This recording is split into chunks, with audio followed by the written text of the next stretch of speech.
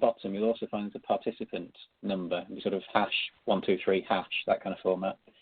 If you just press that on your phone keypad, it'll connect up your name with that call-in user telephone. And then if you want to ask a question or anything later, we'll be able to see who you are, or we'll be able to find you to unmute you. So if you are able to join, that just makes things a bit simpler for us all.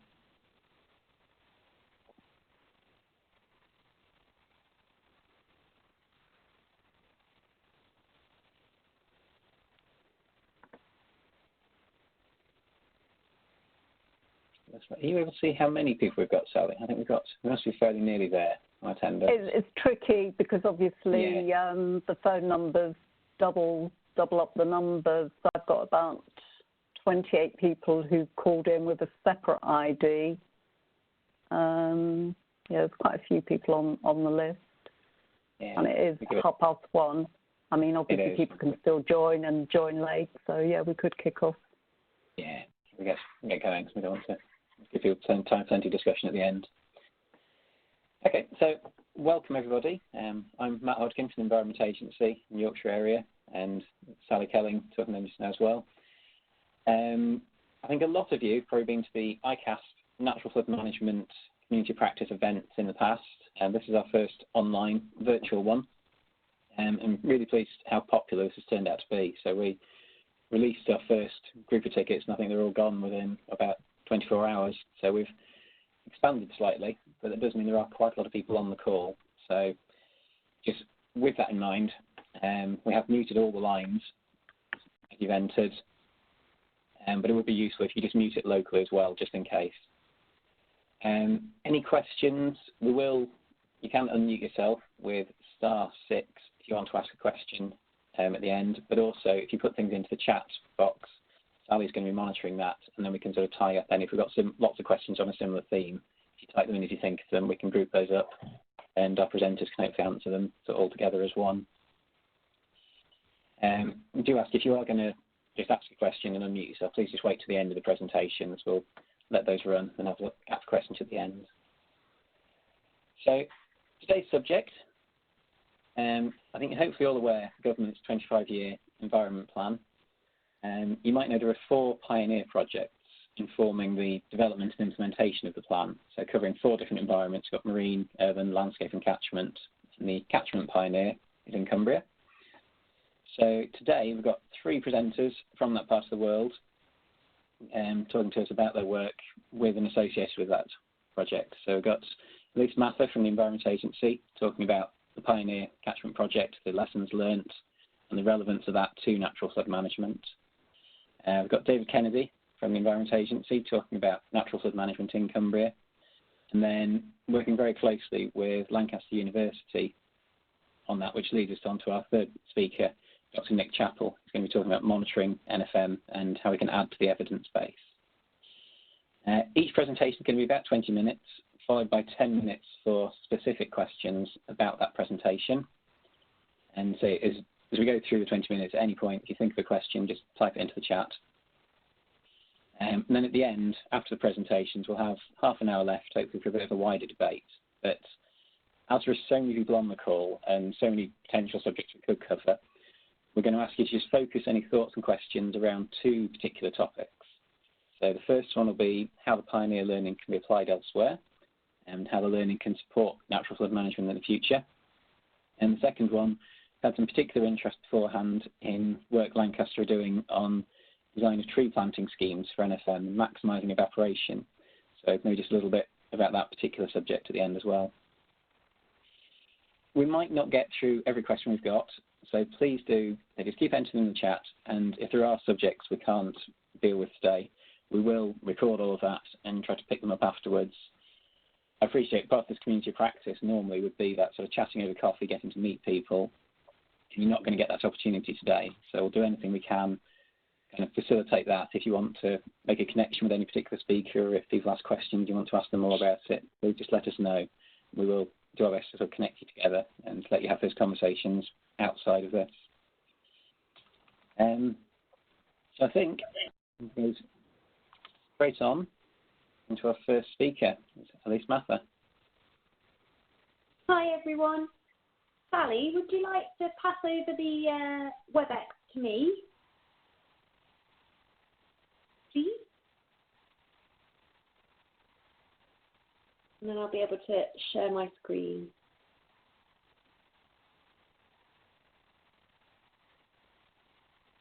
Oh.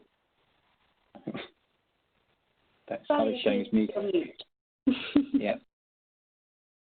Yeah, don't worry, I'm trying to pass the ball. It's just a bit tricky when there's quite so many.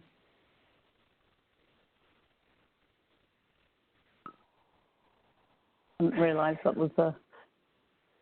Yeah, we didn't test this with a long list of names. Yeah, I've got it. Where's the release of it?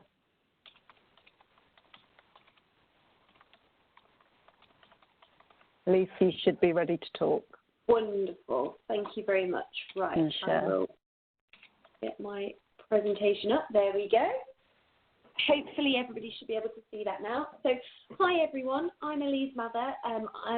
As has already been introduced, I have been working on the Catchment Pioneer up in Cumbria for the last 2.5 years. So what I'm going to do today is just give you a quick overview of the 4 main projects that we've had going on within the Pioneer for the past few years. And you must bear with me, it's a real canter through, and we've been doing this for 4-ish years now, so there's quite a lot of detail in there.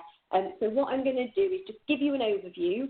I have to point out right from the very beginning that none of the projects that we embarked upon were NFM specific.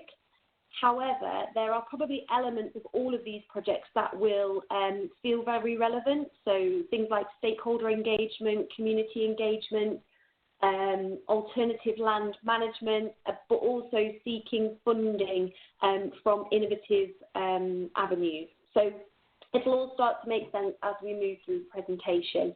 And hopefully you guys who are NFM experts will be able to pull out those nuggets of what's most relevant to you guys, which would be great. So as was said before, there were 4 pioneers around the country. The Cumbria Pioneer was all about catchment. There was an urban pioneer in Greater Manchester, which was also led by the Environment Agency. There was then a landscape pioneer down in North Devon, which was run by Natural England, and a further 4th pioneer, which covered North Devon, but also the Suffolk coast, and that was the Marine Pioneer, which was run by the MMO. All looking at different things. We were, however, set 4 objectives by DEFRA. It was within our gift, within those areas and within our topics to decide how we tested these 4 objectives. So those objectives from DEFRA were testing new tools and natural capital, looking at innovative funding opportunities, demonstrating a joined-up approach to planning and delivery, and also working out what worked best out of all of that and how to share those lessons learned and create best practice from that. So the idea of these 4 objectives was to start to build some knowledge around how the 25-year environment plan that DEFRA had launched could actually be embedded within place. So every location was going to take this slightly differently, and how would it work with different variables and different things to consider. So they were the 4 objectives set by DEFRA. We then set ourselves within Cumbria a number of themes. Oh, sorry, let me go back one. These were informing future land management, looking at catchment scale operation, looking at investment, but also natural capital and how that could play into catchment systems operation. And then thirdly, looking at place-based decision making, ensuring that decisions that were being made were made specifically for the locations in which they were going to be delivered. So from that, and from the objectives that DEFRA set us, we created this Cumbrian vision. This was developed with a whole range of stakeholders, and we had these guys on board within the Catchment Pioneer right from the off.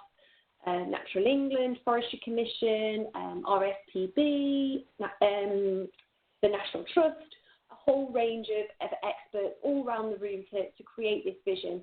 And what we wanted to test, which is the hypothesis right at the bottom, was can we maximise natural, social, cultural and economic capital, but through an emphasis on water management and within that catchment decision-making that goes on, which is actually, in hindsight, an absolutely enormous question.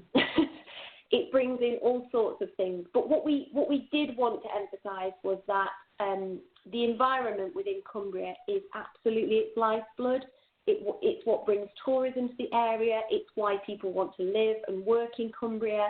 And so it was really important that we were making sure that this was at the heart of all of the decisions that we were making. So going forward, we created a number of projects where we were going to test bits of the objectives that DEFRA had set us, but also that related to the themes that we had tested ourselves. I appreciate this map is not very detailed. You probably can't see that, but that's okay. The blue line around the edge is the County of Cumbria. The yellow line is the Lake District National Park.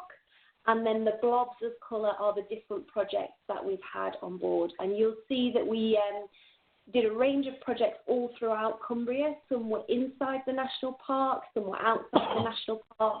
And part of the uniqueness of the national park is obviously it's got UNESCO status. So cultural heritage is how the UNESCO status is built upon. And so that's something that brings a completely different dynamic to those places which sit within the park. So that was one of the reasons why we took such a broad approach. And what I'm going to do is I'm going to walk you through each of these projects as they go. So just to point out, the two purple blobs, they're actually one project, and that is our environmental land management test and trial. The northern part of the blue blob, I apologise, that is split into two, but that's not very clear. The northern part is actually the Eden catchment, where we looked at a catchment market and how we could bring money in from private investment. The green blob is the catchment in which Stavely is situated. That's a community that wants to get more involved in the decisions that were being made around them. And then the southern part of the blue blob is the Windermere catchment, incredibly complex catchment. And what we wanted to do there was to test how systems mapping could be utilised for engagement wider than just the organisations that have an environmental remit. So what I'm going to do now is I'm going to walk you through those four projects and just give you a little bit more detail. So the first project that I pointed to, which were those two purple blobs, this is our environmental land management test and trial. So many of you will be aware that DEFRA are looking to change the way they fund farming in the future. And what they would like to do in the future is ensure that the public money that they supply provide public goods, things like carbon capture and better mitigation from natural hazards, and there's a whole range of public goods that DEFRA are looking to fund in the future. And this will change the whole landscape around future funding for farming. So we have a test and trial in Cumbria looking at how this could be done. And each test and trial that is going on around the country looks at a specific element of the new scheme that may come on board in the future. So our test and trial is looking at that Waver-Wampool catchment outside of the national park, but also the Upper Derwent catchment. And what we're wanting to do is we're wanting to do some spatial planning in each of those catchments around what public goods would best be delivered within those catchments, and then work out how you translate an area or catchment plan into individual land management plans that farmers can actually undertake and gain the funding from government for those initiatives. So why have we chosen these two catchments? Well, they're incredibly different. So the Waver-Wampool, the northern purple blob there, is very low-lying. It's got enormous issues with water quality. It's also a catchment that is quite heavily pumped, and it's also quite dairy orientated in its farming structure. The Upper Derwent, which is the southern blob on there, that is completely different. It's high fells, it's very much sheep farming. A lot of the subsidies that go into that area really do sustain those farms going forward. And so we had two very contrasting catchments that if we could develop a scheme that could work for both of these catchments, it would start to be a little bit more transferable around the country. So what we're doing for DEFRA is we're testing that area plan and how that relates to individual land management plans, but we're also looking at the collaboration between farmers that would be needed in order to make that happen. So some public goods, such as NFM and the delivery of flood management, is better if it can be done at scale. If an individual farmer did it by themselves, they would really struggle to actually make a difference. Whereas if you could get multiple farms and even a whole catchment of farms working together, then you would get much more impact, and that money would go a lot further in terms of delivering the outcomes that you wish. It also works for things like biodiversity networks, footpath networks, and also a lot of peatland restoration and things like that. So it's looking at that element. And the way that we're going to try and do this, the two catchments, obviously they're not to scale, but the idea would be that within each catchment we would have an area plan for a sub-catchment just to test this out, and then we would have 5 land management plans that would be delivered within that area plan. In contrast to that, we would also have a sub-catchment where we didn't create an area plan, but we would undertake some land management plans to see what those farms could deliver in terms of public goods. And the idea is that we're trying to prove that an area plan would be more efficient and get better delivery for government for the money that they were to spend. So that's the idea for the project. We've already undertaken phase 1, which was understanding the opinions and views of the land managers within those two catchments. We did a whole set of interviews, which was incredibly interesting and brought out a whole load of things around land managers' understanding of what public goods are and actually what are those public goods that they really do get. So they do get some of the NFM stuff if land managers have been involved in schemes before, but there are other elements that they're far less familiar with, carbon capture being one, and other elements as well. The other part of phase 1 was all around, we know that area plans and land management plans have been done in the past, and so it was about understanding what the best practice was for the plans that already exist and actually pulling out the best elements so that when we create them, we're not starting from scratch, we're actually using area plans and things that have been done before. We also want it to be a co-design process, so it's not a case of organisations enforcing an area plan on land managers or land managers being left on their own to come up with what they need to. It's actually going to be a co-design process so that the whole process is actually bought into over time. So we've started phase 2 of the project now, where we're actually developing area plans and land management plans. But unfortunately, due to the COVID situation, that's on pause at the moment because a lot of that was related to land manager interaction, and we wanted it to be co-designed. So we're on pause at the moment, but we are hoping to find out quite a lot from this process around the area plan development and how that can be done better, and making sure these public goods that need wider spatial delivery can actually be undertaken. So I'm going to move on to the second project. This is the Eden Catchment Market. I'm aware that some of you may have already had a talk on this previously by a colleague of mine from 3 Keel.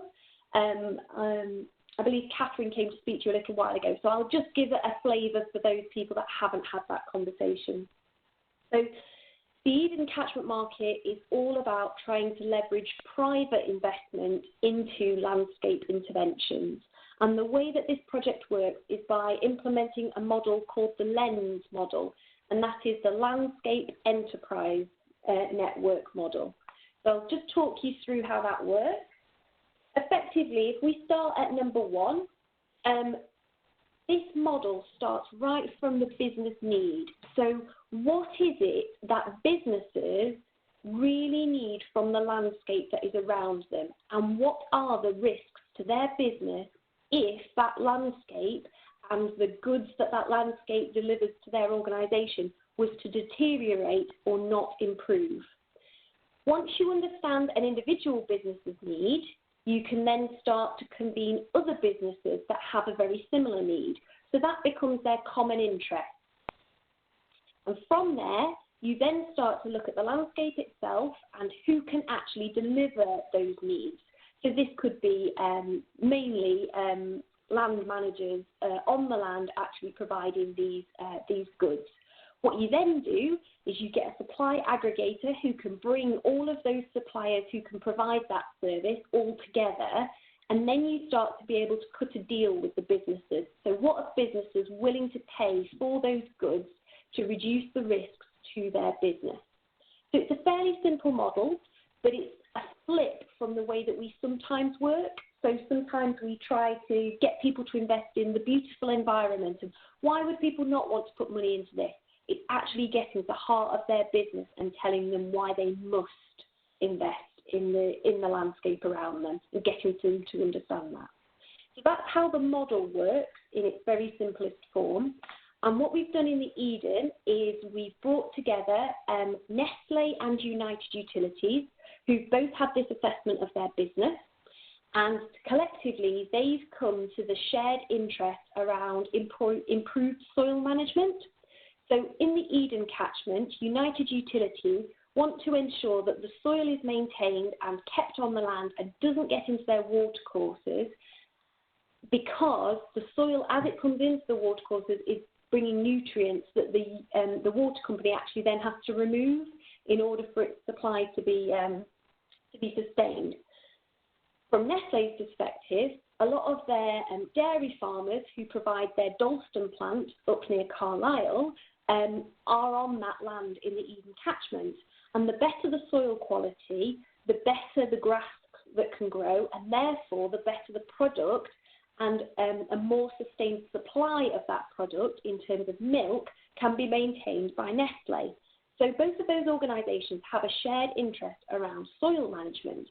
So now that they've determined that, they then go out to a couple of brokers. In this case, we've got First Milk and also the Eden Rivers Trust, who understand the farmers that are actually delivering these goods.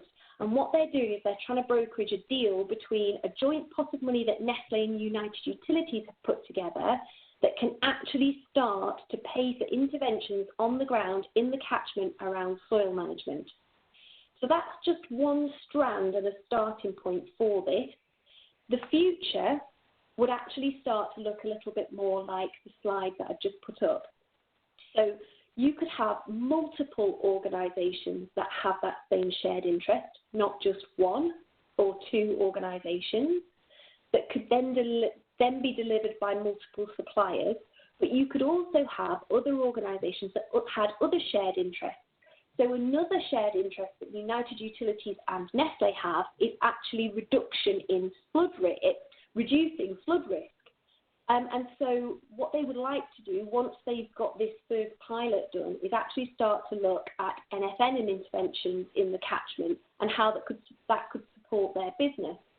The reality is that understanding whether an NFM intervention has delivered what it said it was going to do is slightly more tricky than the soil improvement stuff. The soil improvement stuff, you can put things in place to test how much phosphorus has made it into the watercourse. NFM is slightly more tricky, as you all know, and I'm sure Nick will probably come on to monitoring and things in the future. But it's just to let you know that that project is looking at NFM.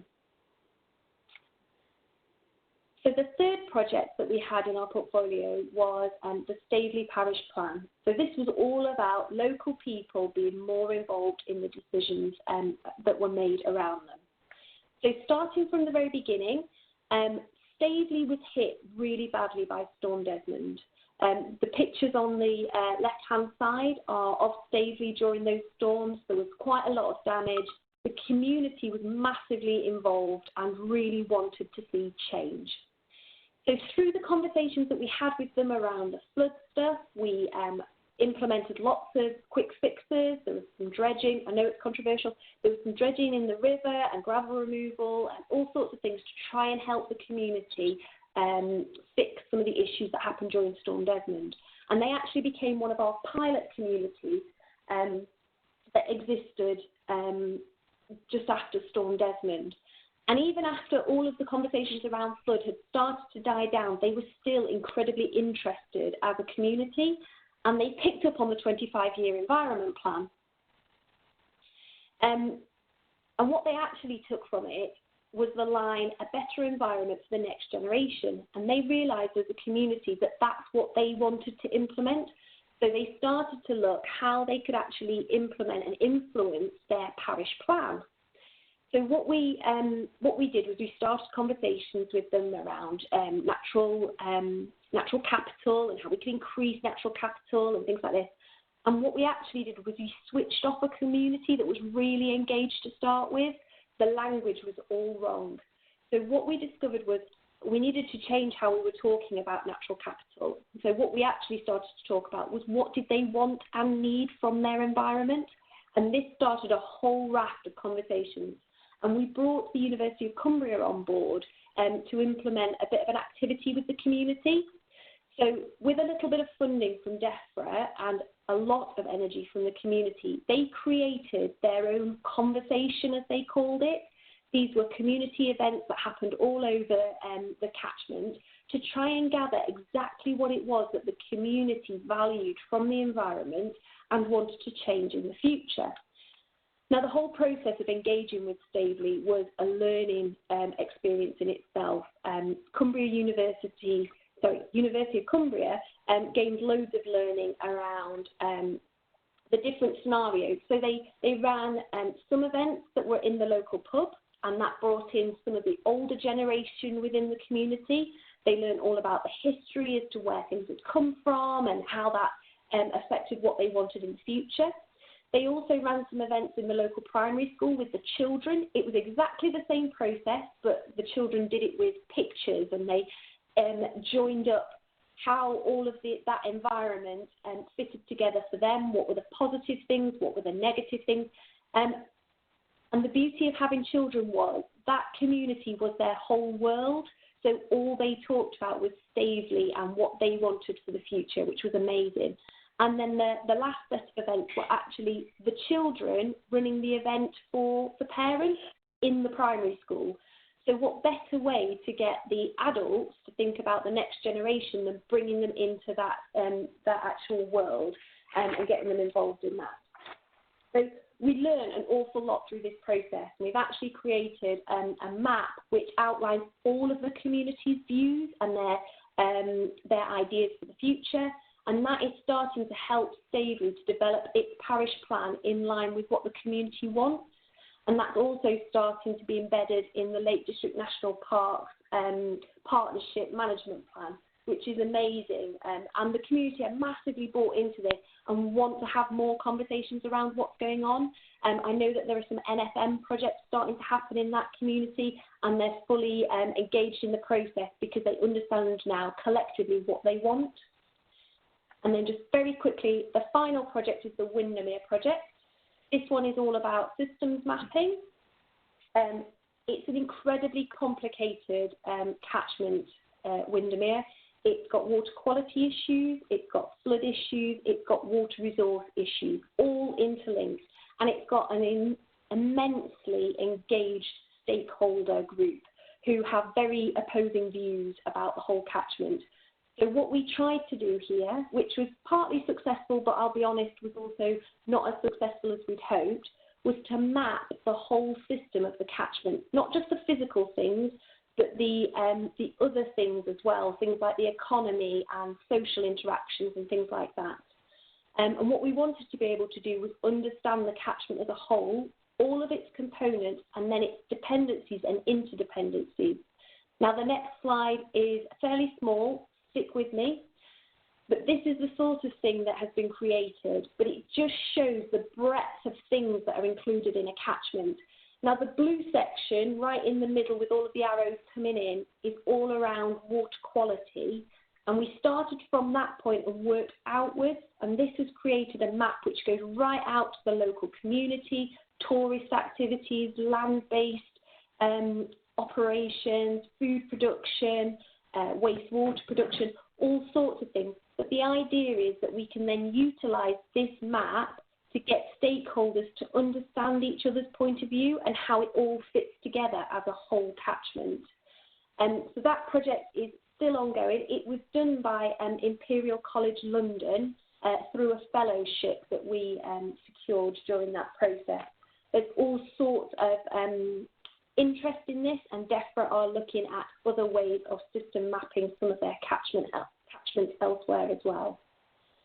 And then very finally, although those 4 projects were our main focus, there were a whole raft of other projects that went on in the background that pioneers have learnt from through this process. So things like the introduction of catchment management groups in Cumbria that were to look specifically at the flood side of catchments.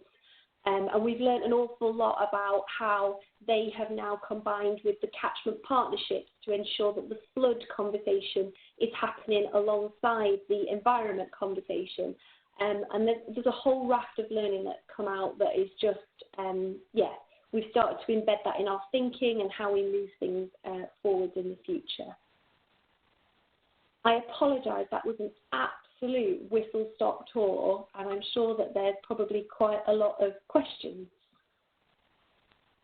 Oh, it's great, thank you. And I think there's definitely some really relevant stuff in there about particularly how we fund and sustain, I think, natural flood management. I don't have questions. We've got Sally. If we got questions through. We have got a question from Alison Briggs. Alison, it looks as if you probably phoned in and not linked up to your WebEx. If you want to unmute yourself, you can ask the question or follow up. Alison's question is about monitoring. So whether it's one for you, Elise, or possibly for Nick, it's monitoring of the activities that come out of this within the context of an area plan. How are you going to monitor and measure that and provide that evidence, and over what period of time? It's a very relevant question.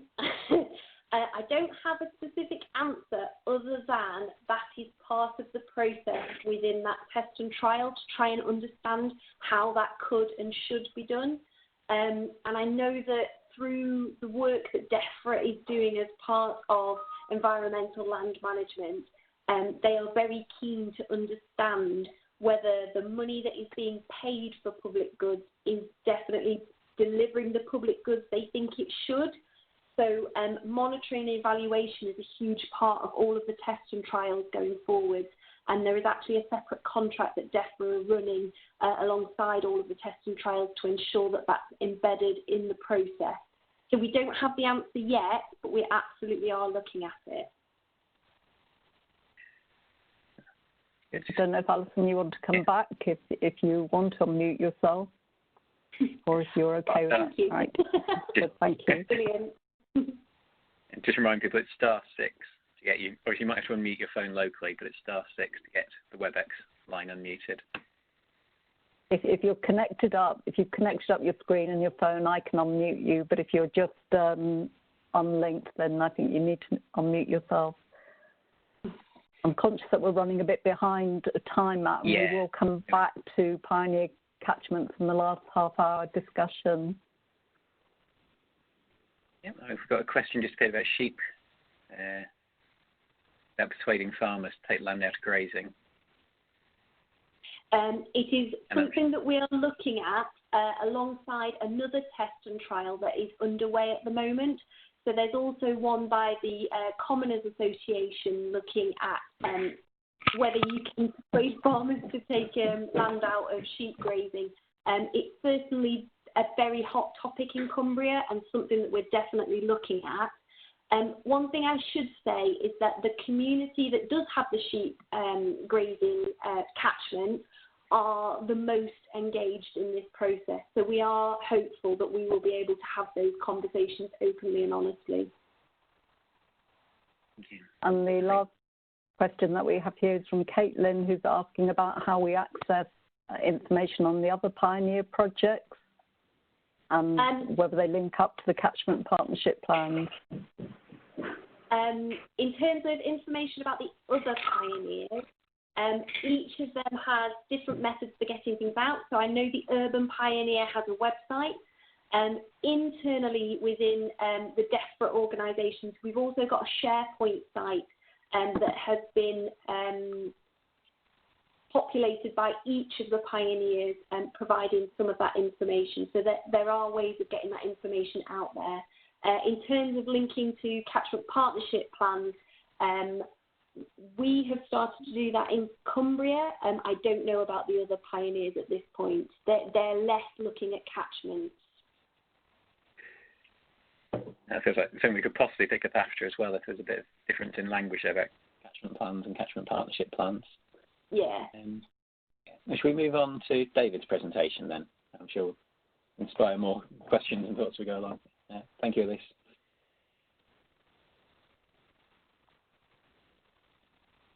I'm just handing over the ball to you.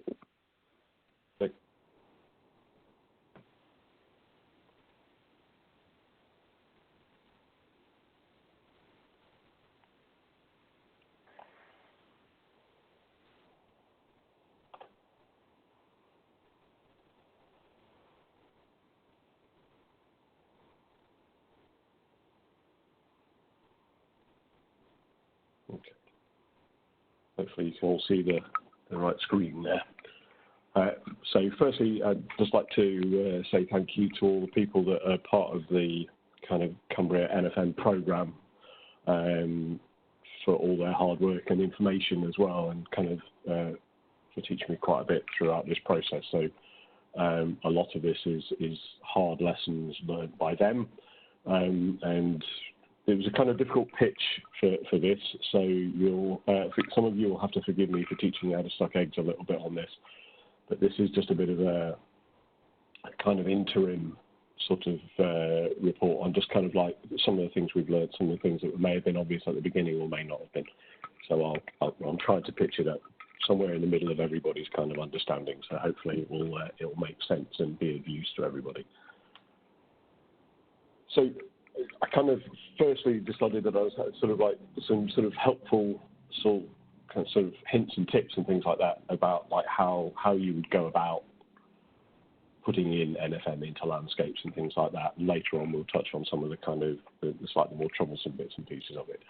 So the first tip I think is, and if this video works, will be work at scale.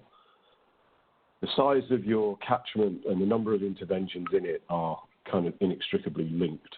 So the kind of thought process of just putting in a few things and hoping that that's going to make enough of a difference just won't be the case. You're going to need to put in, as this video shows, you can see all the various different features in that watercourse down there. And they're not the only things that are in this landscape. There's large tree planting, there's peat restoration, and there's kind of other meanders and things like that that have been put into this. So there's an awful lot of work that's going in just to trying to address what is a fairly small problem. This particular catchment, less than 6 square kilometres. And you can see the kind of the size and the number of interventions that have had to go in here. And this isn't enough yet to make the kind of difference we still need to make. So it's just a bit of an indication of the type of effort and kind of long-term vision that you're going to have if you're going to sort of start to take on some of these things. And here we can see a stretch where we've got a whole load more opportunities, and that's exactly what we're going to do. So the scale of your interventions is part of the thinking that has to be done. The second part of it is the scale of the features that you're going to need. You know, if you're putting in small features, you're going to need a hell of a lot of them. If you're putting in larger features, you're still going to need a hell of a lot of them. So, you know, this catchment will have probably 50 structures or more of this size, and then a whole host of ones that are smaller than this. And then that starts to make the kind of difference we need at the downstream end. And this is amazing work to get some of this stuff up into that catchment. It's not the ideal thing necessarily for that catchment, in terms of what's there, but there is very little other material to work with, so we've had to bring in quite a lot of material. And I think we've all got to kind of be realistic about what it's going to stop. So here's a picture of the area in and around Keswick, and you can see the kind of just the impact that these things have and the amount of water that you're talking about trying to stop. All right, this is Desmond, and I don't think we're pretending that we're going to be able to sort of deal with floods of that type of nature anytime soon. But, you know, these are the types of things that we are trying to address. So we need to be realistic about what we're going to be doing. NFM can make a difference, but we just need to kind of bear in mind the level of change needed when we're looking at this. I think one of the key components is understanding the mechanisms of flooding. So here's Flimby, where we've done, thanks to West Cumbria Rivers Trust, we've done an awful lot of NFM works in the streams and the catchments above this place. But it's affected by effectively 5 different watercourses coming into it. It's effectively in a natural bowl, so everything drains towards where the town is. It's then got a coastal influence. Some of that coastal influence is mitigated by the fact that there's a railway line that runs across in front of it, which kind of acts as a bit of a coastal barrier. The trouble is it then means that all the surface water and the rainfall and the water in the watercourses that comes down behind it actually ponds behind it and almost makes it into a bit of a dam. So you've got to understand what the mechanisms are that are actually causing the problem. It'd be easy to look at this map, for example, and think that actually coastal flooding was its biggest issue. Actually, that's not the case at all. And an awful lot of it actually isn't just down to watercourses. It's the surface water that then gets into the culverts and things like that, and the culverts aren't big enough to be able to cope. So understanding your mechanisms of flooding, I would say, is absolutely critical to any community. And that's some of those problems. So you can find information in things like Section 19 reports, which are reports that are done after flooding, but also in this case, you know, speaking to a lot of community members to understand exactly what the problem was and where it came from, and what, to some extent, understanding the timings around that as well. And then the next bit is what I like to call capturing the catchment.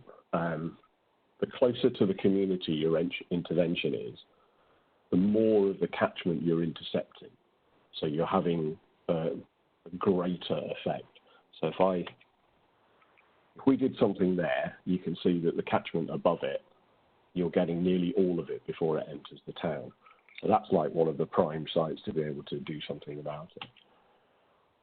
The thing is your opportunity might be around here. So you've limited again some of the response that you're able to sort of get in. So there's a whole load of surface water off those fields below that yellow spot that are then potentially causing you a problem.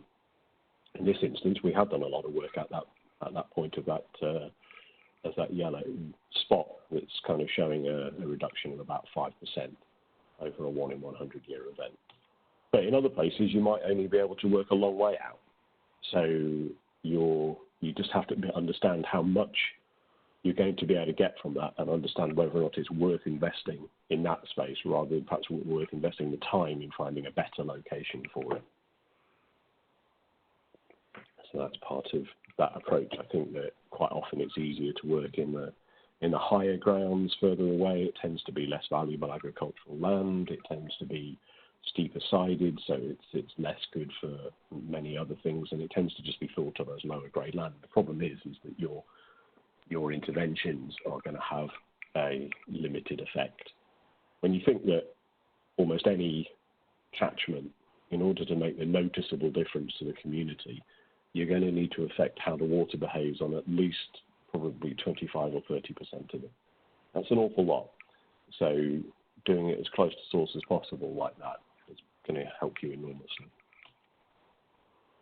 And then the right thing in the right place. Now, NFM takes up a great many different kind of guises. It can be tree planting, it can be bunds, it can be river re-meanders and offline storage ponds, it can be the old favourite, the leaky woody debris dam.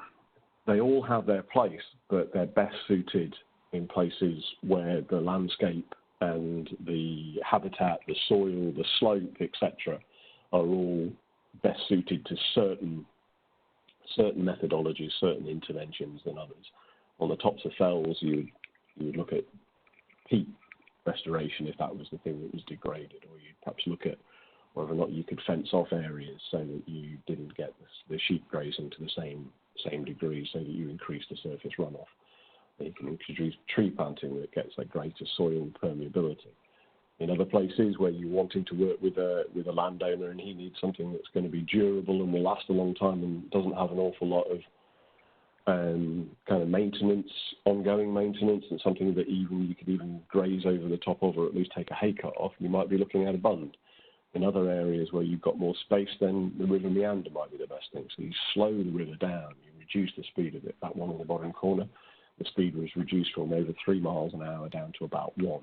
And the amount of extra water storage within it went from nothing to over 5,000 cubic meters. So they all have their spot, and the leaky dam in the bottom right-hand corner, it's obviously quite a big one. It's at very nearly 80 meters long. Not everybody's going to want something that size on their land, but that's the kind of scale we need to work at. And that is actually one of about 10 in that same valley floor at the same length. So they all have their place, but they're better suited in certain areas. Next thing is working with the landscape. You know, it costs a lot to alter a landscape, whereas if you can work it, that you can, in this case, you can kick out into this floodplain by just they've throttled the bottom end of it there. You can see a kind of a small structure in on that kind of left-hand side there. You can see a small structure, and what that does is that engages that entire floodplain, whereas it didn't before. So you're throttling the water and slowing it from the community where you can see the church just beyond it. And then looking at kind of being creative and looking at the options that give you a whole load of additional gains. In this case, what we're looking at is a peat restoration project, whereas it would normally, where the little letterbox is, that's where the peat restoration would have normally ended. You put in the grips and you're letting the water to build up behind it. What this has done is by putting a letterbox opening that only allows a certain portion of water through, no more than the stream further downstream can cope with, you then get a storm backup behind it. So what you're doing is for a very, very small additional cost onto a project that was being done for peat, you've now got a massive NFM component. So I think looking at things in a slightly more creative way is definitely one of the things we need to do. And then building in longevity, obviously maintenance and kind of liability for a lot of these structures is something that's been widely talked about and is widely a bit of a problem in certain places. But there's things that you can do. So the big leaky dam, the 18-meter leaky dam that you saw beforehand, this is what it now starts to look like, even though we've had a lot of dry weather and things like that. So it's been knitted together effectively with willow. That willow over time will get bigger and bigger, and it will actually bond those logs underneath it into place. We can then coppice it and effectively get a really, really thick willow stem across the bottom. So as the original timbers rot out, what we will get is a living structure in its place that will do the same job. So that removes a lot of our maintenance issues because that's never going anywhere, and it reduces most of our liability issues as well because it's just not going to get out. And then to try and get around some sort of planning and sort of permitting issues and potentially things that are stuck within agri-environment schemes, there's all sorts of things that you can do within a boundary line or something else like that that allows you to sort of get stuff on, whereas actually introducing a new boundary line might be impractical or impossible. So by building up a kested hedge in this particular instance, we're actually able to store water behind it and slow the runoff from this actually very, very steep fell, which makes a big difference. But it needs a lot more of those within it to sort of give us the options that we need. And then augmenting existing items. So here's an old rundown hedge that has just slightly seen far, far better days. So now it's being put back, and it's going to be put back with a kest in it as well that allows us to sort of store even more volume. And that's below the other one. So what you're getting is 2 bites of the cherry, and we'll try and put another one in against the fence line at the very, very base of the picture. Building in redundancy, but this has 2 features. So this is again, this was put here for peat restoration, and you would need this sort of money, but you also from this, you reduce your risks in terms of your liability further downstream if you have a whole load of features that are in cascade like this. If one fails, it will only go as far as the next one. And by building a lot of smaller ones, you actually reduce your kind of risks as well. You don't want things that are, 4 or 5 logs high or something else like that. They're just too big. It makes them too risky, I think. I think you need to look at smaller interventions, but just many, many more of them. So it's not just all about leaky dams. They're one part of it, but it's one of the most well-known examples, and perhaps one of the more diversive ones. The benefits of natural flood management, obviously, we know that it has significant environmental benefits, increasing wet woodlands, which is a depleted dynamic habitat, increased variability in channel geomorphology, which is great for fish and invertebrates and all kinds of other kind of creatures that rely on that. Creation of ephemeral ponds and watercourses, which is great for invertebrates, like things like dragonflies. Increase in natural materials in stream, which is great, again, terrific for a great range of creatures. And the creation of remediation of peatland, which is one of our rarer habitats and also something that can act as a massive carbon sink. So, and all of this you get with a free gift of reduced flow and flood risk. So there are a lot of benefits, but there are some concerns. So let's just touch on some of those. And we see why in the form of a bit of a quiz. Some people may have seen a previous iteration of this, so I apologise for something that you've seen before. So, obviously you're all muted, so I'm going to rattle through these, but you can all sort of test for yourselves to see whether or not you think it would be, if it be natural or man-made. Obviously this one's a nice easy one for starters, so that's a man-made structure. And this one, yeah, that's a natural one. What about this one? Slightly more unusual. Again, natural. The giveaway in this one is the vehicle that sits right behind it in the centre of the picture. So yeah, that is man-made. But here's something that looks an awful lot like it. And in this particular instance, yeah, that's man-made as well. But you wouldn't know it. That's just been there for an awfully long time. And this one is from our friends down in Stroud, so this is definitely man-made.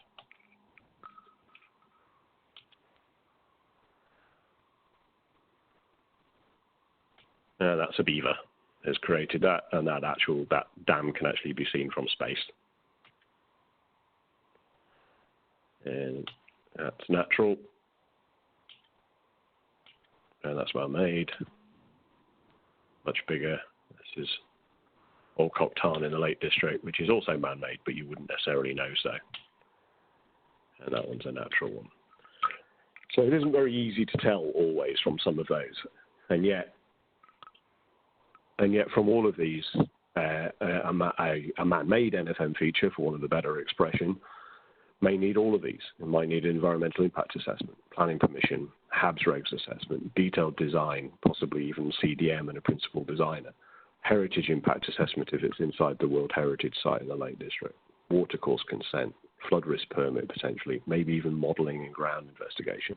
That's a great many things that this needs that the leaky debris dam that formed originally, or the bund that formed originally, doesn't need. So is it a perception issue?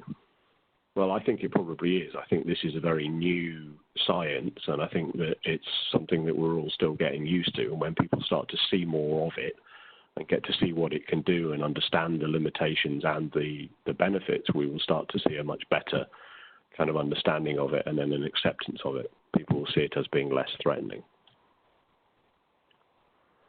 So how do we overcome some of those perceptions and worry? I think we need to demonstrate what it can do.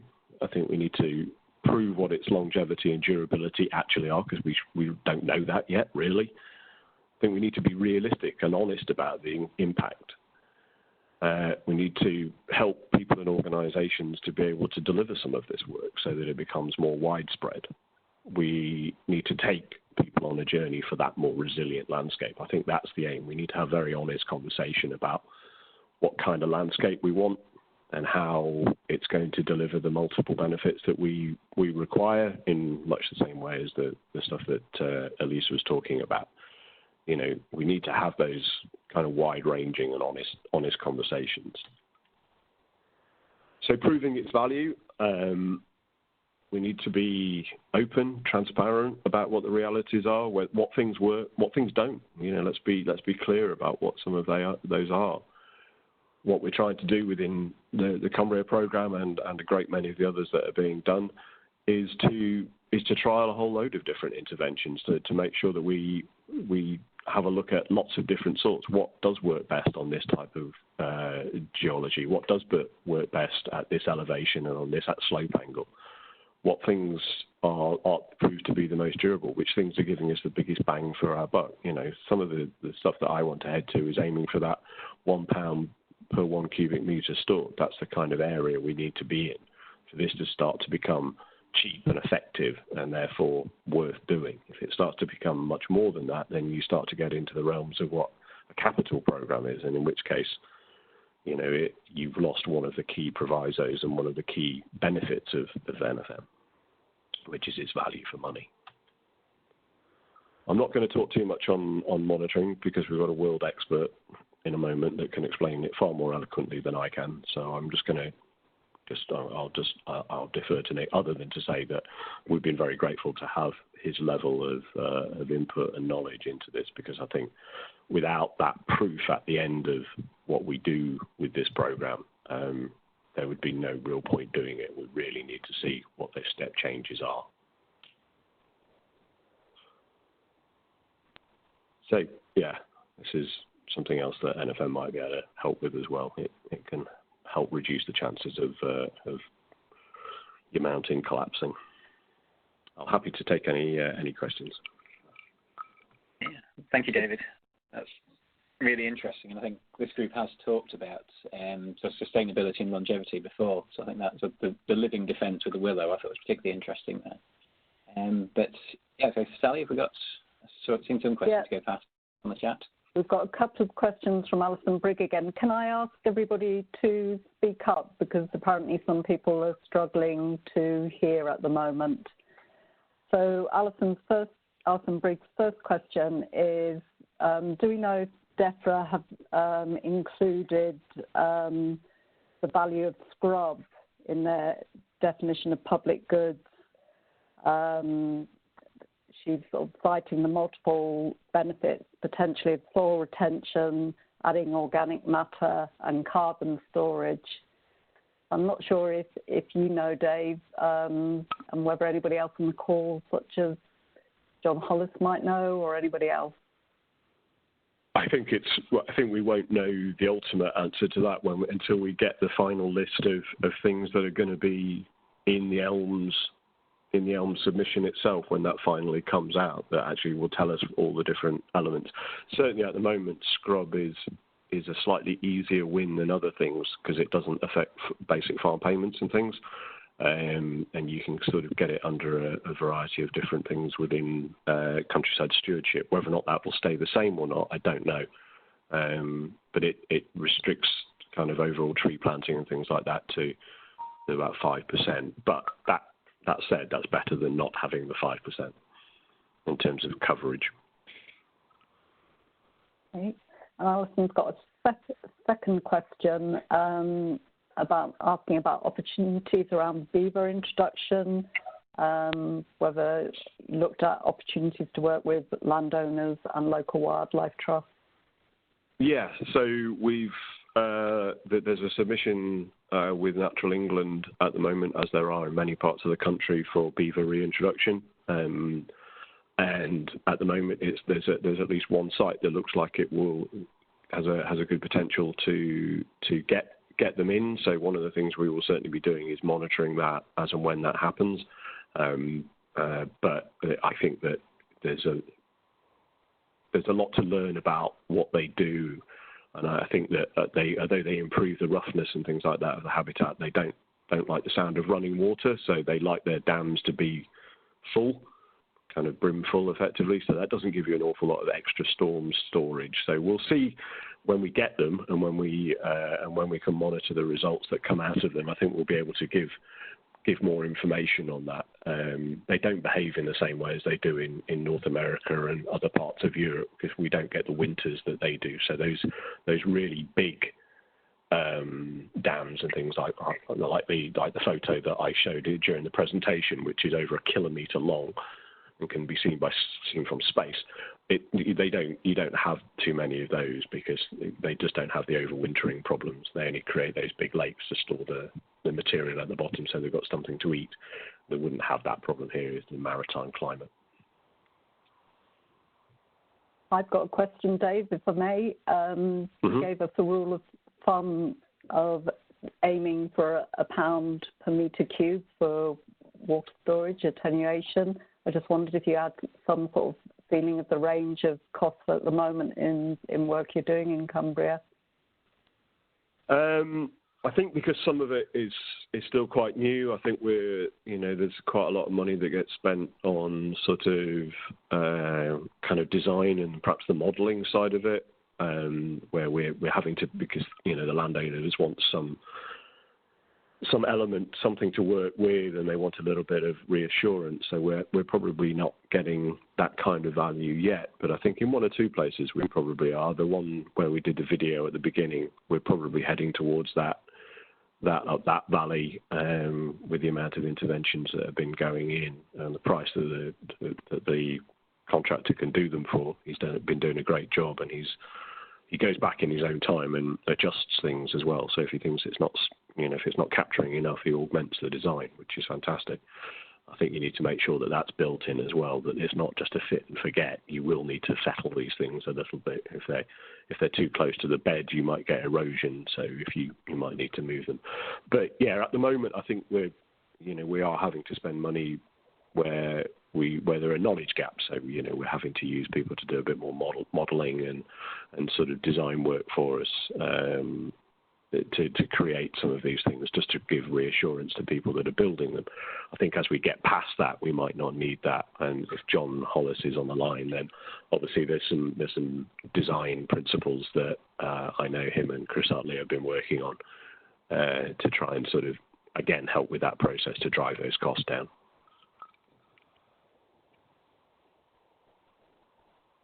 Great, thank you, David. I am here. It's John Hollis. I am here, and I've been name checked a couple of times, so I feel like I probably should say something at some point. Yes, we've got some work going on at the moment with Syria for design principles on a number of NFM features, and we're doing some work on that at the moment. And we also have shared some documents on minimising the risk, which I can share a link to that after this presentation, which kind of give you, they don't necessarily reduce the maintenance or the liability, but they give you some questions to think about when you're designing and implementing some of the NFM features that hopefully should make maintenance and liability less of a concern for you in the future. So it's all about making sure these things, do what we want them to do and stay there for a good period of time as well. Thank you. We're a few minutes behind time, so should we press on to Dr. Nick Chappell's presentation, and we'll have time for more discussion at the end. We'll meet all three presentations. Give me a second, Nick, to transfer you.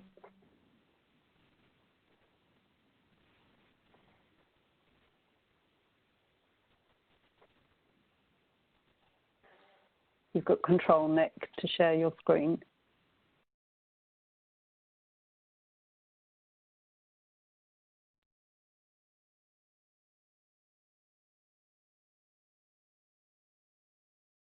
Hopefully that's visible.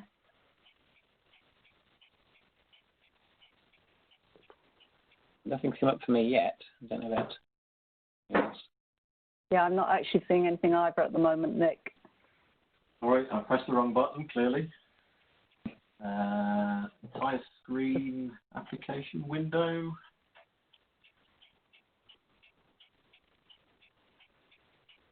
Yeah, you're up. Yeah. Wonderful, thank you.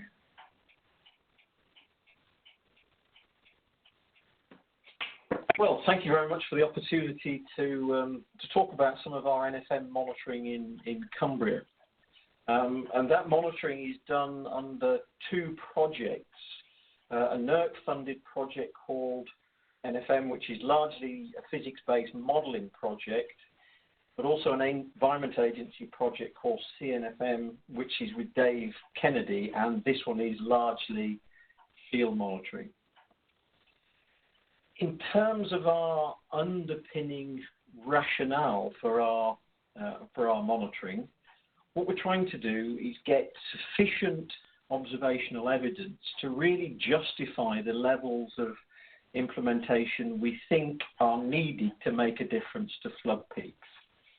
Now, if we take the perspective of an engineer, that is perhaps of the order of 1 million metres cubed of storage per 100 kilometres squared of catchment. Now, I can't visualise 1 million metres cubed, but if we think about a blue square on an OS map, a 1 kilometre grid square, that's the equivalent to about 10,000 metres cubed. So clearly that's a lot of intervention requiring a lot of public money. So we do need strong evidence. So clearly most of the features that we would monitor are an awful lot smaller in scale than that. And the way that we look at this is to look at individual features that we are monitoring, quantify how they work through flood events with a view to working out how many of such features you would need for full implementation. So if our NFM features are indeed storage features, and we're looking at other things which are not storage features, such as wet canopy evaporation, infiltration, capacity enhancement, and so on, but if we focus today on storage features, what we're asking is how much additional in-storm storage are we going to be able to deliver with our features at its most basic level. What we really want, however, is to know when that storage is delivered within the flood peak. Ideally, it's close to the peak. So how do we quantify that storage? Well, it's a simple combination of two things, really. So we are measuring water level continuously, and what we mean by that is every 5 minutes.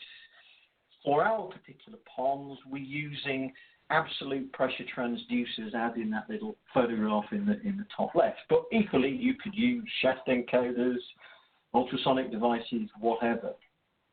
And that we need to combine with the dimensions of the storage feature. And again, there's lots of different ways of surveying your storage feature to give that level volume relation and give you that plot on the right-hand side, which is the volume of the feature over time. And clearly, in this particular example, it's extremely, extremely dynamic with rainfall. So once we have those in-storm storage volumes, the most basic thing we can do is equate those with the contributory area that's draining down to a flood-affected community, bearing in mind just how much water in a flood event would be delivered over that area. But as I've just mentioned, what we're really interested in is when exactly is the storage switching on and when is it switching off with regard to flood peaks. So maybe you have a feature that works quite well in a 1 year event, and we've certainly got communities in Cumbria that are affected every year by flooding, so that can be beneficial. But is the feature going to work in a 1 in 30 year or even a 1 in 100 year event? To answer those questions, what we need to do is simply observe the flood hydrograph for these streams that are affected by our interventions. Now, in simple terms, that's taking those two components again. As you did for volume, again, you measure water level continuously, in this case in your river, and we tend to use slightly different devices here. That's pressure transmitters, gauge devices for the level. But we also need this level discharge relation in order to derive our time series of discharge, to equate with our volume time series.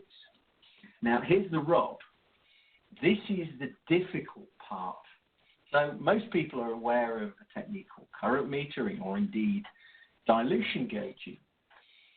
The problem is deriving that level discharge relation in a natural section of a river or a stream is extremely expensive, time consuming, and very easy for the results to be highly inaccurate. And there's all sorts of reasons there I stipulate why there is a problem in terms of the control of the level where you measure by coarse sediment downstream, which then moves. The flow regime is not controlled. And you probably have to track every single storm coming through the area and dash out into the field, whether it's daytime or nighttime, to try and get your current metering when it's a peak and so on. Now, the way to deal with that is actually quite simply build a gauging structure, build a weir or a flume, put them in the right location, because they will come with a pre-calibration, which you simply need to check rather than dash out in every single storm, as in the example on the right-hand side there, the Sweargill flume. Now, in order to judge the NFM effectiveness, you don't need telemetry systems, as is illustrated on the left-hand side there. We just need discharge measurements. Now, we do use telemetry because, as you see, it gives us access on demand to our data. We can spot problems with the system, as this is the natural environment. Problems do arise. Go out there and fix what has generated the problem. And we can share live information with our landowners, or indeed, if there's a community at risk downstream, we can provide that data as well for flood warning. You also see there, perhaps at the top of the photograph, is a rain gauge. Again, you don't really need a rain gauge to look at NFM effectiveness, but we like to look at our mini catchments in terms of their rainfall runoff behaviour, because that's telling us, it's informing us about the way we need to apply our NFM, which I'll come back to right at the end.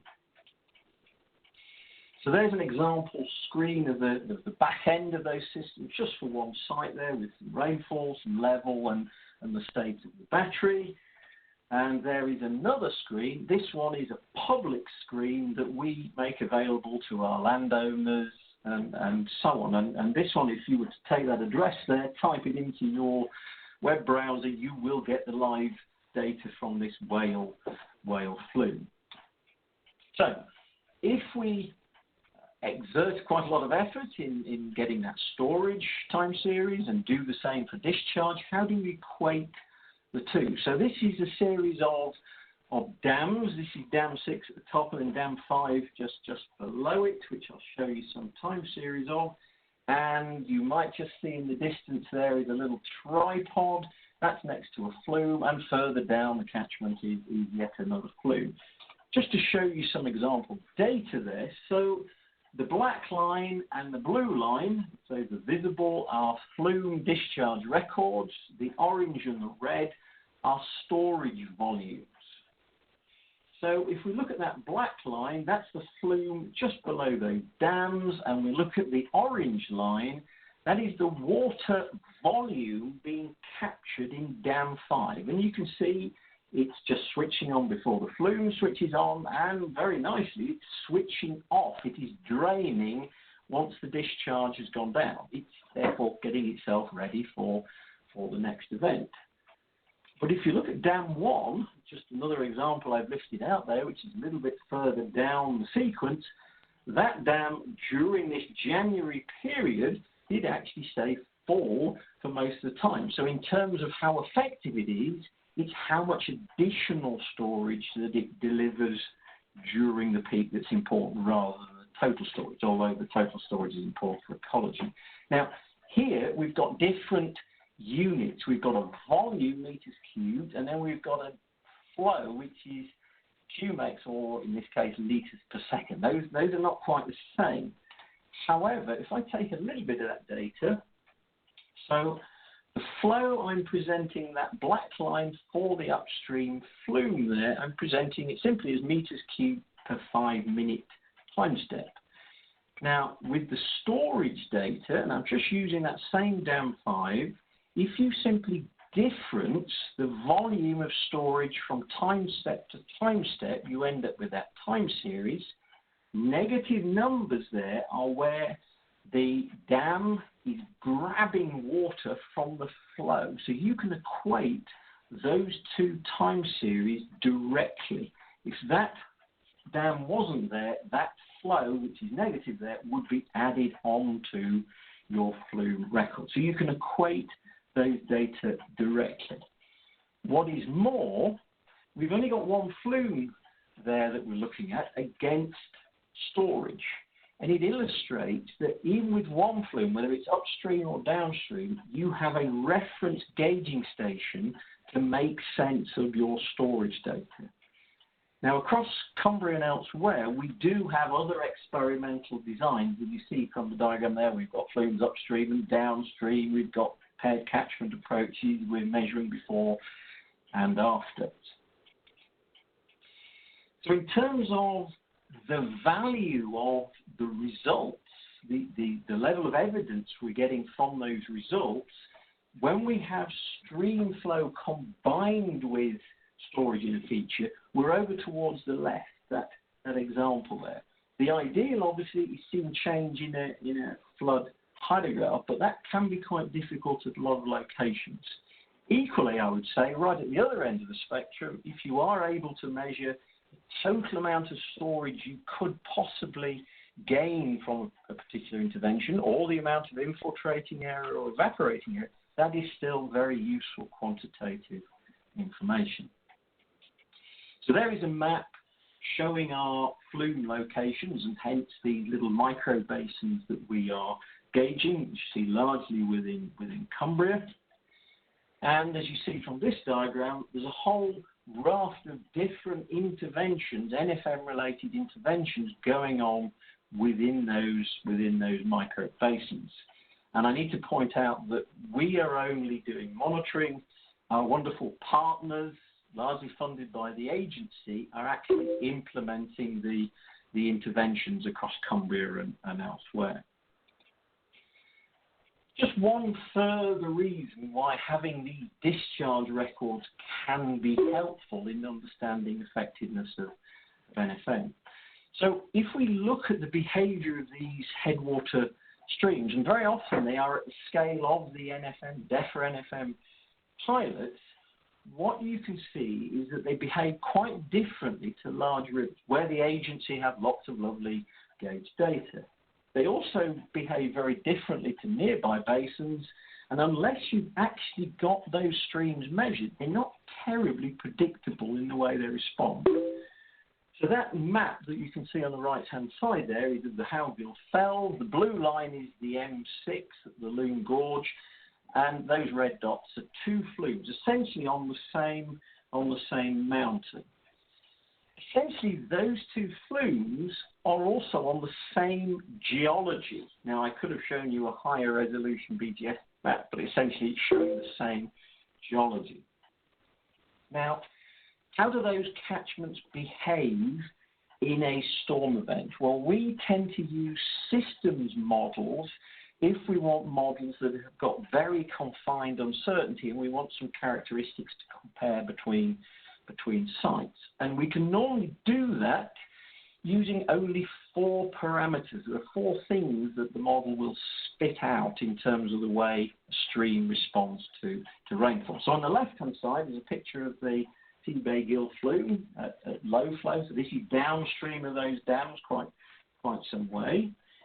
And here are some results of modelling what looks like about 2 days' worth of flow data and obviously associated rainfall on the left-hand side there. Now that might look a little bit complicated, but I draw your attention to that 5 minutes. What that is saying is when it rains, within one time step, the stream starts to go up. It is responding straight away. Equally, it is saying that once you've passed the peak and the hydrograph starts to recess, it will do so very quickly. 2/3 of the return will be achieved in 59 minutes. It's a very flashy system. So we come over the hill down towards Sedbergh. There's the Sedbergh structure, same geology, even steeper slope. In fact, it's the steep slope that's on the very first slide. What you see with this catchment, which is really rather odd, is that when it rains, the catchment, or if you like, the stream, I should say, sits there for 8 hours before it actually responds.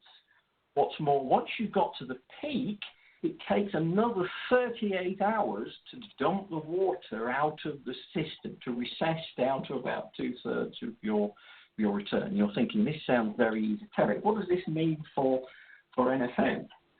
Well, in the case of the T-Bay micro-catchment there and that flume, you need stores that will fill very quickly and also drain very quickly, because it's a very flashy system. You need them to be ready for the next event. However, when you go to Sedberg, because of the role of groundwater within that mountain, when it rains, you've actually got a long lead time before you're going to get a problem, which is good for flood warning. We can get very accurate 4-hour ahead flood warnings for this particular site. And the stores will fill up quite slowly. However, once that system is switched on and is flowing, it will not stop. So put it another way, if you have a convective event hitting this site, that groundwater system will insulate yourself from downstream flooding. It will mop up the response. If, however, you've got 6 weeks of rain before a large event, obviously Desmond, this system is going to wet up and it will not stop flowing, and you are going to need a very large storage volume to mitigate the flooding. So with that, I think I will stop and ask for questions. What we've not had a chance to talk about is wet canopy evaporation, topsoil permeability, other types of measurements, which I think are a little bit more specialist because they're much more difficult to equate through to the discharge. I've also not had a chance to talk about the way we use dilution gauging to work out effective storage, but I have added 3 slides in an appendix if there are any questions. Okay, thank you. Great, thank you, Nick. Yes, if we take any questions, I know there's a little bit of discussion about return periods on the chat. It looks like we've actually answered that. I don't know if any other questions have come in direct to you, Sally. No, there isn't, but I've got one which is slightly at a tangent from what you've actually presented, Nick. But Dave mentioned earlier about looking at using boundaries for storage and showed a slide with some hedge planting. I don't know if you've been looking at sort of traditional stone walls. I just wondered if there'd been any type of monitoring of impact of those boundary features. What I do have is a PhD student working with me at the moment, and he, within the Lowther catchment, has been looking at whether dry stone walls accumulate water on the upslope side of those walls, and he's done an awful lot of detailed study on it. In Tracy, because he's writing this up at the moment, what we find is half of them seem to have a positive effect in holding the water back, and other half that seem to have no effect at all. Obviously, it relates to the way the foundations are, whether they're tight or not. So dry stone walls potentially are important. Tests, we really do need to get some direct observations of how these function, because I'm also suspicious that some of them, just looking at the landscape during a rainstorm, some of them will be holding back water while others will be allowing the water to go through those kests. And possibly some of those restored kest lines that Dave showed, we ought to be able to do some measurements on those. Those are at the Sedberg site. Thank you. Have we got? There's a question from Zora here. Did you need to get consent to build control structures, and are those challenging to build? We follow Environment Agency guidance in terms of the locations, the installation procedures and so on, which has been passed through to the agency, and then this went through to the flood officer within the Cumbria County Council for approval. So all of the sites that we've installed have been in partnership with Cumbria County Council.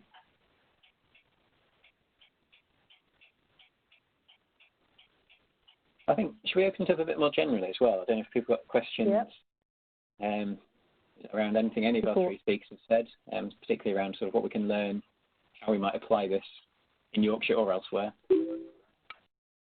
I can either unmute people, or if people want to stick their hand up in the chat function, and then I can unmute them. I can unmute everybody and see what the background noise levels are like.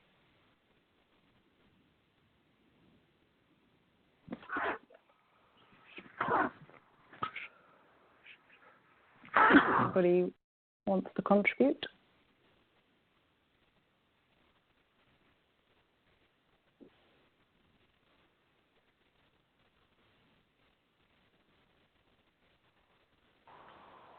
Lots of quiet.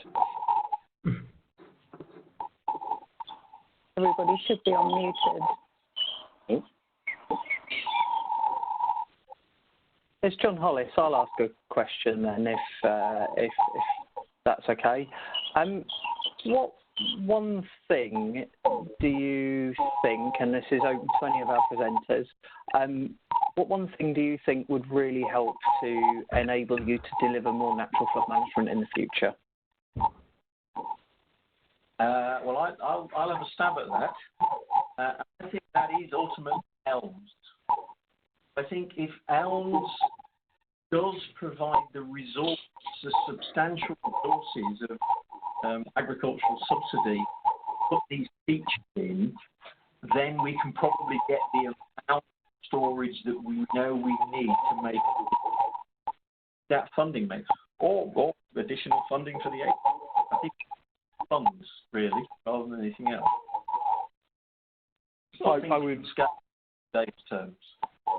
Yeah, I would agree with that. But the only thing I would say about the elm stuff is that it would have to be substantially different from the current stewardship thing, in as much as it would have to be targeted. Otherwise, you could scatter little bits of this stuff all over the landscape and it have no effect. And it could also be being put in above kind of groundwater areas and things like that, where it would actually potentially make the situation worse. So I think it has to be targeted, and I do think that targeting should be the responsibility of one of the risk management authorities. I think that way you could say, right, in this area we will target those NFM payments so that it's not just a scattergun. Because otherwise I think it's not then public value, it's not public good, because I think not all of the money will be well spent. I think that you could waste an awful lot of it in places that are either too far away from a community or the wrong type of intervention. And so I do think it needs a lot of scrutiny and a lot of targeting. I would agree with everything Dave has just said there. I think in addition to that, we also need to consider that elms will provide that public money for public goods, but there's also an element of private money for private goods. So the lens model that we talked about earlier, there is absolutely a space there for private companies to get involved in this. There does start to then be questions around the targeting, as you guys have just pointed out, for the public money. The private money would obviously only go where it provided that business risk to be reduced, which then starts to ask the question around governance and around how money such as that should be spent in the future, and could you have a combined blended finance model of private money and public money together? That's quite a big statement, I apologise, but just something to consider around how do we get that blend. Thank you for that. I asked the question because I've been doing a bit of research recently, and it strikes me that the biggest challenge that project teams have faced is around finding the right land to install these measures and get the landowner agreement. So really interesting that for you guys, your experience is it's more about the money and having that to be able to work with your projects. I'm not saying there's a right or wrong answer, just trying to compare it to what I've been picking up elsewhere. So thank you for that. There is quite a bit of background noise if people do want to mute themselves on this screen if they aren't asking a question. There's a couple of things that have come through on chat about, Flora had been asking about consents, and Alison has come back asking if it would only be necessary on Main River. So yes, consents in relation to Main River. If we're talking about elsewhere, then that generally is the lead local flood authority. It is, but we brought the local flood authority in. They were part of helping us settle all of this in the first place when we created the Catchment management group, because that they have a vested interest in this. So in most places they've waived the fees for all of the NFM interventions. That's really interesting, because again, it's quite a varied picture across Yorkshire about what's happening on consent. I think that the key to how Cumbria altered its thinking was after Desmond, when there was an acknowledgement from all the risk management authorities that by the time, like for the agency, the remit for us to get involved is to stop it flooding from a river. By the time you have the water in the river, you've already almost lost, because it's already nearly too late. So it was very obvious that the more you can do on the land before it hits the river, the greater your chances of success. And I think that that's probably true of ordinary water courses, and it's true of surface water, which, as we've seen from recent flooding in terms of the sort of downpour burst, thunderburst that we've been getting, surface water flooding is on the increase, and climate change is driving that. So we might see the same amount of rain in a day, but you're seeing it in an hour instead of over 5 hours. And the surface water systems in this country just cannot cope. They're not designed to it. I lived in Borneo for 2 odd years, and the type of surface water drainage they have here, compared to here, it's just completely different, because it's designed for that type of cloudburst. And Sally, could we perhaps mute everybody again, just to get this noise off the line, and then I'll do that. It'll just take people can unmute themselves on star 6 if need to.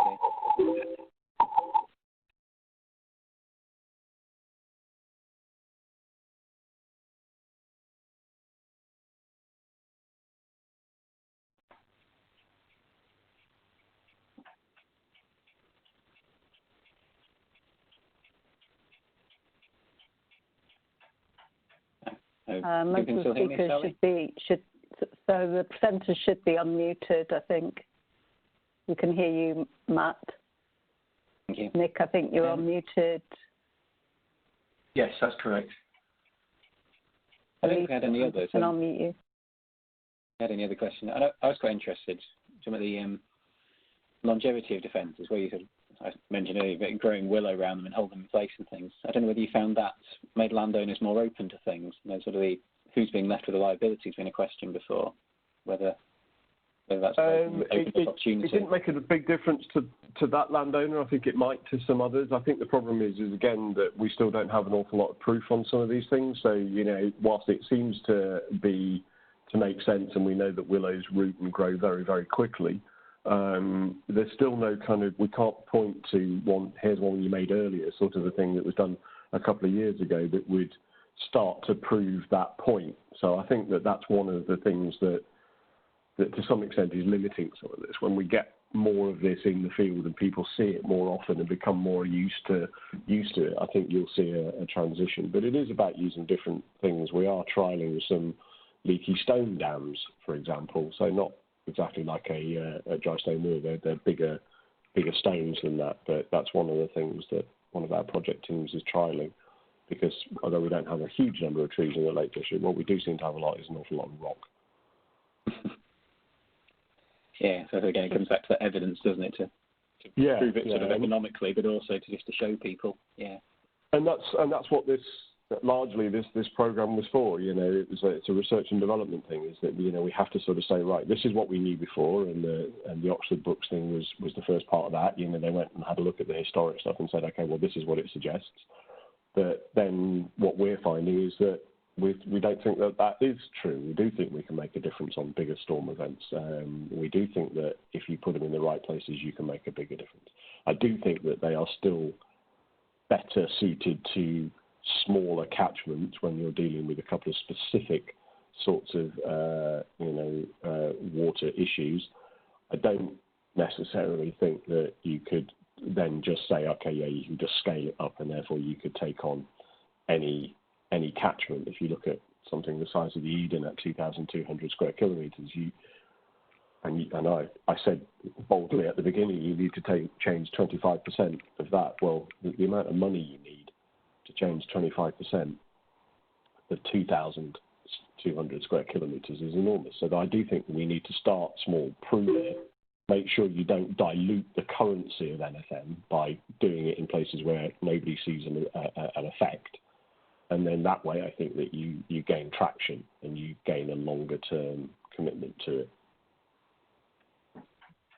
Yeah, thank you. If anyone else... Yeah, there was a few other points made about consents, but I think they've really been answered by Dave in relation to the Cumbria experience, and a few points about how lots of upland farmers currently very much dependent on current payments, otherwise they'd probably be out of business. And for anybody who wasn't there, an ICAS event in the Dales last May for the community of practice, there was a very good presentation on that particular point, so that's available online on the ICAS NFM community of practice webpage if people weren't there. I think a lot of these features can be built in around farm infrastructure and around the business model for the farm. I don't think they run counter to it, like we've seen with those hedgerows and things like that. They're already pre-existing. You're just changing the nature of them. And I think the same with your question around dry stone walls is there's no reason why a dry stone wall couldn't have a small earth bank just up against it to make it more waterproof on that first part of the storm surge, if that's where you wanted to be effective. To create it. I mean, dry stone wall is partly a dry stone, so they do leak. So, it's certainly the case in parts of Europe where they've got olive groves on terraces. They're dry stone so that they don't hold water, because otherwise they burst. So I think we've got a long way to go yet, but I think there's plenty that we can do that will show that these things can be effective. But like I said, it needs targeting. Well, Steve Rose has asked a question. Okay. Sorry, Matt. Sorry, I was going to say possibly that would lead us into the bit from Nick about evaporation, but have we got a couple more? Yeah, there's a couple of other points I think. The serious stuff I think is being looked at now. John Hollis would know when it's more likely to come out. I guess it's been affected by this COVID pause in things probably a little bit whilst people were not able to work in the way that they had done before. But it is just guidance, not. It's not going to be ready instantly. I think we're looking at around a year or so for some of that work to happen. Off the top of my head, I can't remember. I haven't got it in front of me. But what I'm trying to say is it won't be this summer if that's what you were looking for. No, and I think that's a good thing because the design guidance needs to learn from the stuff that's being put in at the moment. There's no point having design guidance when actually what we're doing is testing all of that right now. So I think that if it learns from what we're doing, I don't just mean the Cumbria programme, I mean all of the programme that John looks after, then it will be far more useful because it will have had lessons learned from around the country. John, while you're unmuted, can I also ask, do you know when all the qualitative and quantitative data from the DEFRA pilots are going to be collated, analysed and published? Well, there's a question. So we are collating information. We're about to send out, and Dave's been helping with this, a report to collect information for case study analysis and to update the Working with Natural Processes evidence guide, which will probably happen. There'll be a full collation when the programme ends, sort of this time next year, to update the Working with Natural Processes evidence directory after that. the reason that I hesitate on the rest of all the data and everything that comes from the programme is that while a lot of the projects are nearing completion, some have completed, there's a lot that are still ongoing until the end of this financial year, and the delays of COVID may push them a little longer before they're finalised. And it's not just saying, right, the works are done, life is good, we can collect the data that we've got now and we can make an assessment on how useful and what changes the NFM has made in the landscape. We kind of need to wait for a period of time to get the right rainfall and coastal events to test the measures that are being installed around the country. So we will look to publish what we've got sometime this time next year, but I don't think that we'll have a full programme review for a little while yet. And MRN has just answered the question about the Syria guidance. Emma's leading on it, and it's due to be published in December 2021. I think everybody can see Emma's comments. Well, if there's no more particular questions at the moment, should we go back to Nick and just that particular topic of sort of evaporation, maybe some slightly more specialist measures, a bit of time to look at some of those before we finish? Should I very briefly report on what we're doing in terms of delivering the monitoring data in response to Steve's question, to add to John's response? Yeah, we do.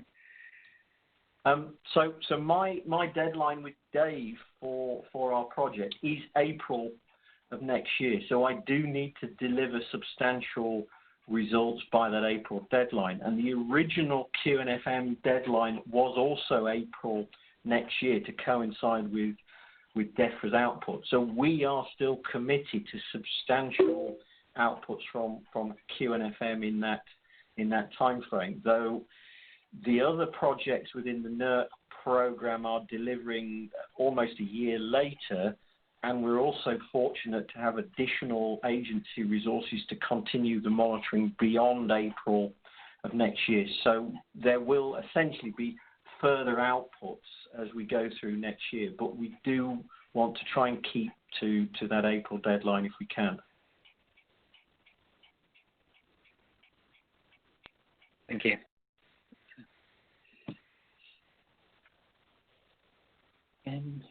Did you say you had a few more slides, Nick, on them? Oh, I've got a different slide set for the discussion on evaporation and so on. Just a few slides, if that's worthwhile. Yeah, we had some interest beforehand in that, so yes, I think. Let's just see if I've got share content. Application. You've got the permission. Thank you, and it's this set. So I will be very brief with these slides. This is not really a presentation. It's just a few pointers to some of the other things that we are doing related primarily to trees.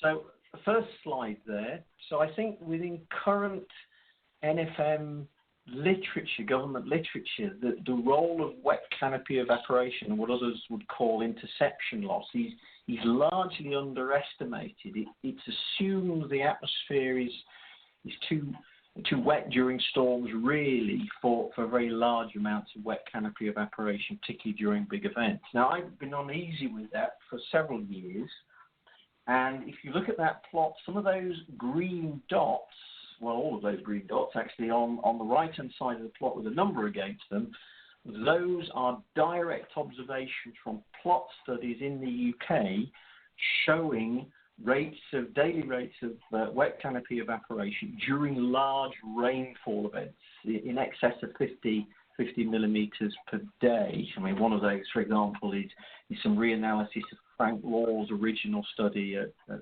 Bowland Fell. So if one looks at the observations, they show a lot of variability. They show a decline with event size, but they show continued wet canopy evaporation during large events. And And postdoc Trev Page has been doing a lot more work on this, and to the point of a paper that's now in submission, looking at other temperate sites around Europe and so on.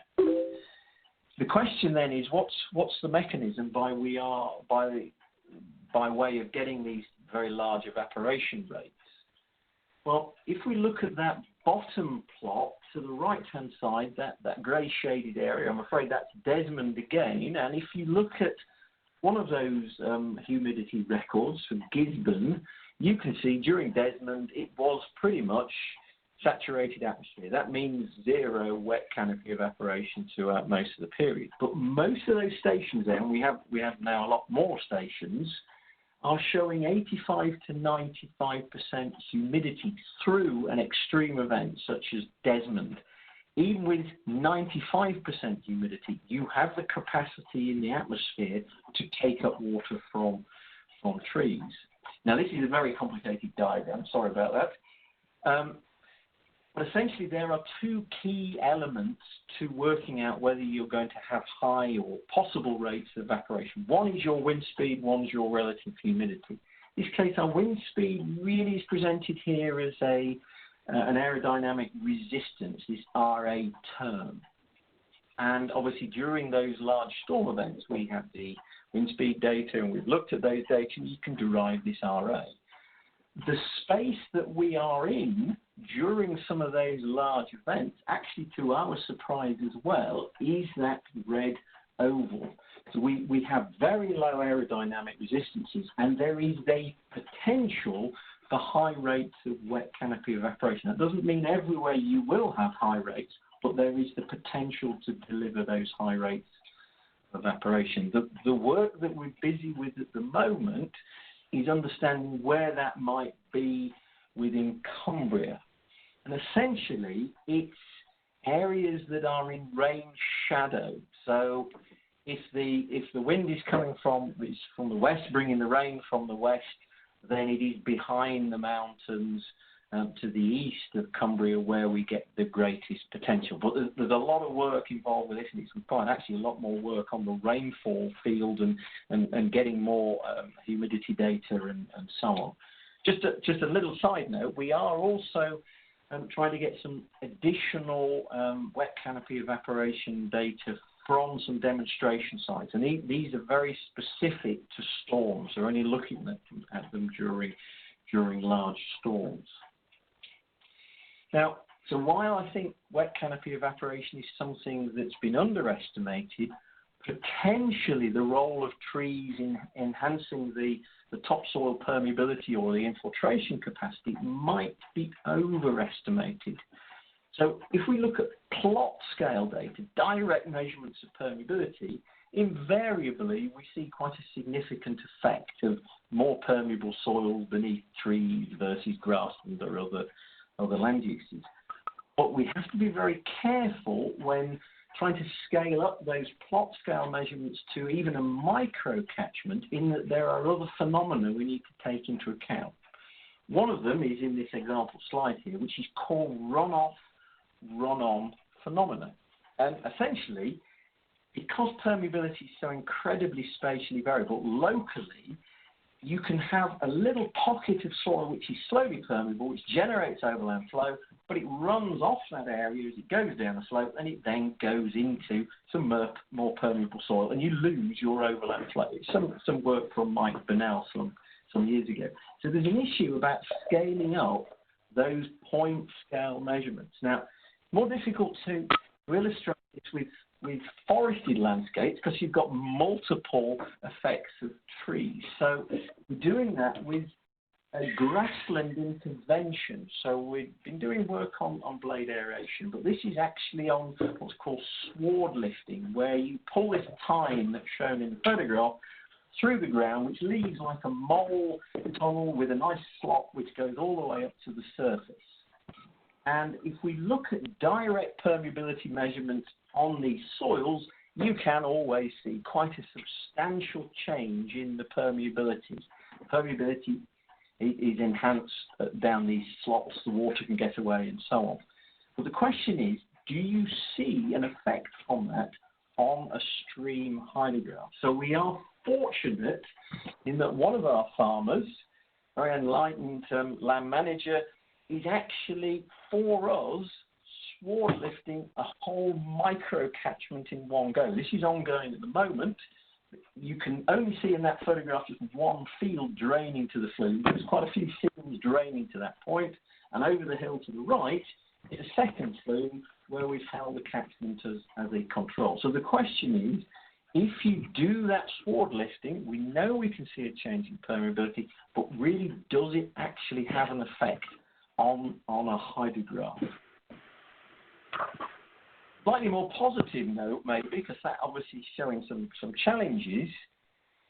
If you want to use trees to enhance infiltration, where should you do it? Well, clearly, if your soils are very permeable already, it doesn't matter if you double the permeability, the water's already going to go into the soil, even during a large flood event. So maybe you need to identify those soils that are more likely to be slowly permeable and have overland flow. And BGS have a gloriously detailed and accurate map of glacial till. And generally speaking, as we showed within this Environment Agency report on the right-hand side there, for Lydia Burgess-Gamble, the glade soils or stagnant soils are very closely associated with where the glacial till is present. So we were able to derive this publicly available map of where these heavy soils are, where potentially you would get the greatest impact of tree planting on this infiltration effect. So those are all my slides. Now, I'll just leave you with a quote, which I won't read out. So while we do like to champion trees and the value of trees in NFM, we do need to be mindful not to over-egg the case and basically note just how many trees we need and where the trees would be appropriate and where they would have relatively little effect. Okay, that's just a few slides. Sorry, probably talked too long. No, that's really interesting. Thank you. And I think we've got a couple of questions come in, have we, Sally, on that? Yeah, we have. We've got one from Simon Stokes about the implications of wet canopy evaporation on woodland design.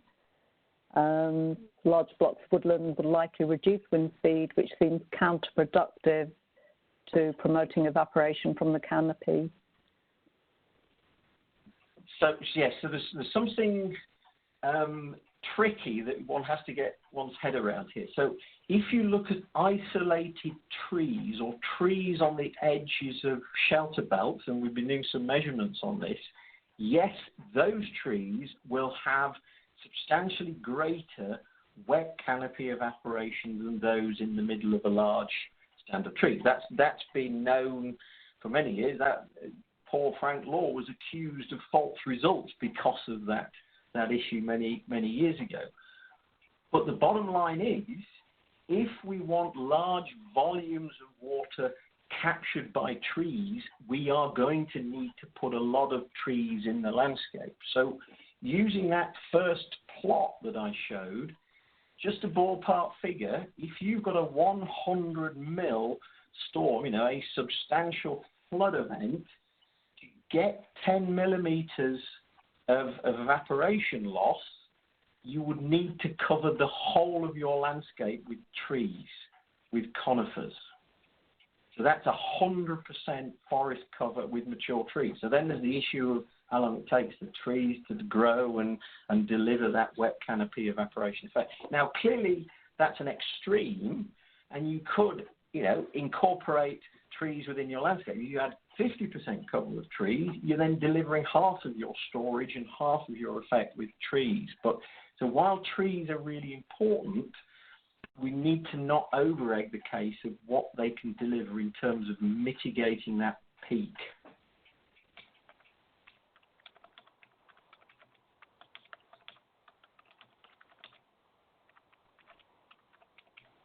And I think another one, wasn't there, about yeah, there is. Sward lift. Yeah. There is about the sward, again about timescales. If sward lifting is effective in any event. the time over which sward lifting is effective in any event. I guess we might not know yet. No, it won't be as binary as that either, because different soil types will need different types of machinery. You know, there are places up here that've got like 3 inches of soil, so you know it will be horses for courses. Different things will get through different things. If you've got clay, you'll need perhaps a slightly different machinery. So it's probably not going to be that binary. So we do have preliminary data, and obviously we need to be very careful about extrapolating from a handful of plots. So where we had a site where we did sward lifting measurements that had cattle on it for several months after sward lifting, the effect was maintained.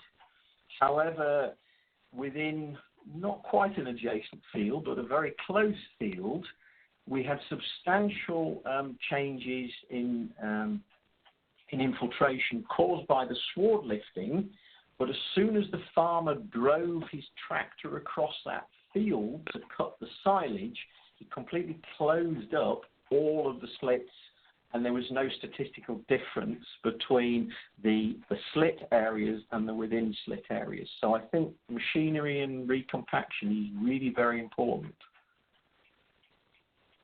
Yeah, so definitely a matter of working with the landowners again to make sure any benefits are sustained. Another question from Francis Graham about quick one. If that's all right, in relation to what Nick was saying before about the scale of tree planting. Based on what you said, is it therefore ineffective to plant trees for NFM on limestone areas?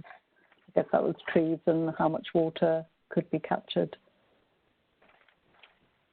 So if you have very permeable soils sitting on very permeable geology, then the effect is, yes, going to be minimal, unless you're talking about foresting the whole catchment and affecting the whole water balance. But don't forget, in limestone areas, you can have drift in those areas and local generation of overland flow. So if qualitatively you're walking in the field and you see ponding in a flood, in those areas the soils are permeable and enhancing the permeability of the soil, opening up the soil to let the water in, could be beneficial.